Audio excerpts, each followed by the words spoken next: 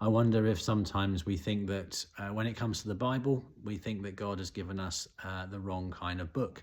On Sunday, we started a new series looking at parables, which are stories uh, told with a point, and a lot of the Bible contains narratives, stories that we are supposed to read and read again and reflect on and think about.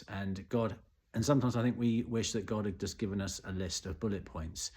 In this situation, do this. In this situation, do this. In this situation, do this. But in his wisdom, God has given us a book which has lots and lots of stories. And one of the advantages of stories is that they allow us, because life is messy, they allow us to hold on the surface contradictory ideas in tension with each other.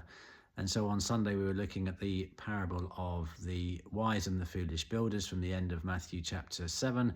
And I was conscious as I was preparing that it was that Jesus is saying that to be wise, you need to do certain things. You need to listen to what Jesus says and put it into practice. It's about doing certain things. And yet in other parts of the New Testament, we know that Paul, for example, in Ephesians, teaches that we are saved by grace. It is by grace you have been saved.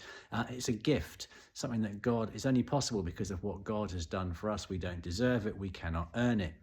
And so if we're saved by grace, then how come there are certain things that we need to do? And if we try to boil it down into bullet points, we get ourselves into all kinds of trouble.